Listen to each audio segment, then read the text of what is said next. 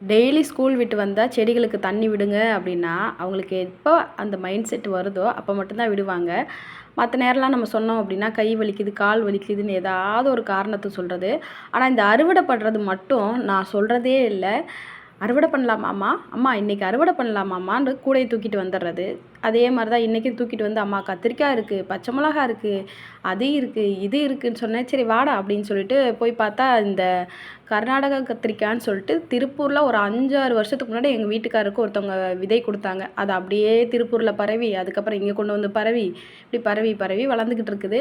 அந்த கத்திரிக்காய் குண்டு குண்டாக இருந்துச்சு, அதுவும் பறித்து எடுத்தாச்சு. அதுக்கப்புறம் வந்து இந்த குட்டி குட்டி செரி தக்காளி, அப்புறம் பலூன் தக்காளியில் 3 இருந்துச்சு, அதுவும் பறித்து எடுத்தாச்சு. அப்புறம் காந்தாரி மிளகாய் ஒரு 4-5 செடிகளுக்கு மேலே இருக்குது. அதையும் அப்பப்போ வந்து பறித்து எடுத்துடுறது. ஏன்னா நம்ம வீட்டை சுற்றி கோழி அப்புறம் குருவிகள் எல்லாம் இருக்குது. இப்போ வெயில் காலம் ஆரம்பித்தனால எல்லாத்தையும் போட்டு தள்ளிடுவாங்க. அதனால் முடிஞ்ச அளவுக்கு நமக்கு பாதி அவங்களுக்கு பாதி அப்படின்னு சொல்லிட்டு அப்பப்போ பறித்து எடுத்துடுறது. வாட்டர் ஆப்பிள் செடி ஃபுல்லாக வந்து காய்ச்சி தொங்குது, செடியே வந்து கீழே சாஞ்சிருச்சு. அந்த மாதிரி இருந்துச்சு. இன்றைக்கி பசங்க ஸ்கூலுக்கு கொண்டு போவாங்க அப்படின்னு சொல்லிட்டு ஆளுக்கு ஒரு 2 காய் இருக்கிற மாதிரி மட்டும் பறித்து எடுத்துட்டேன். அப்புறம் பன்னீர் ரோஸ் வந்து வாரத்தில் எப்படியும் வந்து 3-4 தடவை வந்து பூ வைக்க ஆரம்பிச்சிருது. அதனால் அப்பப்போ வந்து பறித்து எடுத்துக்கிறது. இந்த இடம் வந்து எங்கள் வீட்டில் மோட்ரு வந்து நிரம்பிச்சு அப்படின்னா தண்ணி விழுகிற இடம். அந்த இடத்துல எத்தனை கரிசலாங்கண்ணி இருக்குது பாருங்கள். எல்லாமே வெள்ளை கரிசலாங்கண்ணி. உங்களுக்கு பார்க்கும்போதே தெரியும். இன்றைக்கி கொஞ்சம் வெள்ளை கரிசலாங்கண்ணி பறித்து வந்து பொரியல் பண்ணிக்கலாம் அப்படின்னு சொல்லிட்டு பார்த்தா எல்லாமே அப்படி தளன்னு ஃப்ரெஷ்ஷாக இருக்குது. அதுலேருந்து மட்டும் கொஞ்சம் பறித்து எடுக்கலான்ட்டு பறித்து எடுத்தேன். அப்பப்போ ஆயில் காய்ச்சலுக்கு இங்கே தான் பறித்து எடுப்பேன். இப்போ திடீர்னு வந்து பார்க்குறேன் இவ்வளோ கரிசலாங்கண்ணி இருக்குது. இன்றைக்கி கரிசலாங்கண்ணியில் பொரியல் பண்ணலாம். அடுத்து வந்து கரிசலாங்கண்ணியை வச்சு சட்னி எப்படி பண்ணுறது அப்படின்னு சொல்லிட்டு வீடியோவில் போடுறேன். இது வந்து நார்மலாக பொரியல் பண்ணுறது எல்லாத்துக்கும் தெரியும். அதனால் பொரியலுக்கு மட்டும் கொஞ்சம் பறித்து எடுத்துக்கிட்டேன். நம்ம ஹேர் ஆயிலுக்கு பயன்படுத்துகிறோம் இல்லைங்க, அது எல்லாமே வந்து கீரை வகை தான் நிறையா இருக்கும். இப்போ கரிசலாங்கண்ணி, வெள்ளை கரிசலாங்கண்ணி, மஞ்சள் கரிசலாங்கண்ணி, பொடுதலை, நீர்பிரம் இது எல்லாமே கீரை வகை தான். அதை நம்ம கீரை மாதிரி பொரியல் மாதிரியும் சமைச்சு சாப்பிட்லாம். அப்படி இல்லைன்னா சட்னி வைக்கிறக்கும் பயன்படுத்தலாம்.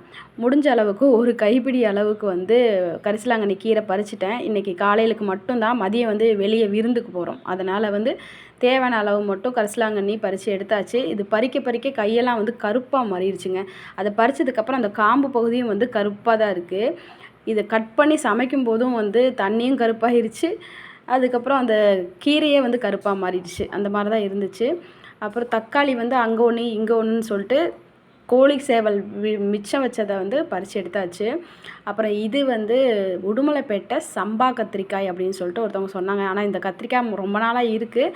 அப்புறம் ஒரு அண்ணா சொன்னதுக்கப்புறம் தான் எனக்கே தெரிஞ்சிச்சு. அதுலேருந்து தேவையான அளவு மட்டும் பறித்து எடுத்துட்டேன். ஏன்னா விதைகள் கேட்டிருக்காங்க. அதனால் ஒரு 4-5 காய்கள் வந்து விட்டு பறிச்சாச்சு. இப்போல்லாம் காய்கள் வாங்குறதுக்கு அதிகமாக கடைக்கு போகிறதே இல்லை. ஏதாவது இந்த பீட்ரூட்டோ, முட்டைக்கோஸ், காலிஃப்ளவர் இந்த மாதிரி நம்ம விளைவிச்சு டக்குன்னு எடுக்க முடியாத காய்கறிகள்லாம் மட்டும்தான் கடையில் வாங்குறது. மற்றது எல்லாமே இந்த தக்காளி, கத்திரிக்காய், அப்புறம் கீரை வகைகள், இந்த மாதிரி பச்சை மிளகாலாம் சுத்தமாக வாங்கி ரொம்ப நாளாச்சு. வீட்டு தோட்டம்னு போட்டோம் அப்படின்னா நம்ம வீட்டுக்கு தேவையான காய்கறி எல்லாம் இங்கேருந்தே எடுத்துக்கலாம். அதுவும் ஃப்ரெஷ்ஷாக எடுத்து சமைச்சு சாப்பிட்றதுல ஒரு இன்ட்ரெஸ்ட் இருக்கும். பாலவரையும் கொஞ்சம் இருந்துச்சு. அது சாம்பாருக்கு போட்டுக்கலான்னு பறிச்சா என் பொண்ணு வேறு அதிகமாக பறிச்சிட்டா. சரி கொஞ்சத்தை மட்டும் சாம்பாருக்கு போட்டுட்டு கொஞ்சத்தை வந்து பொரியலுக்கு வச்சுக்கலான்ட்டு எடுத்து வச்சாச்சு.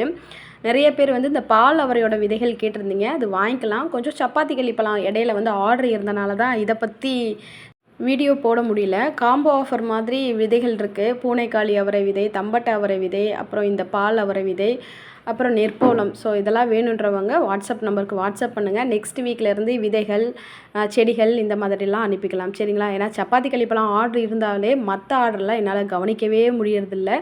அதனால தான் டிலே ஆகுது. முடிஞ்ச அளவுக்கு இன்றைக்கி காய்கறிகளை வந்து அறுவடை பண்ணியாச்சு. இன்றைய அறுவடை இதுதான்.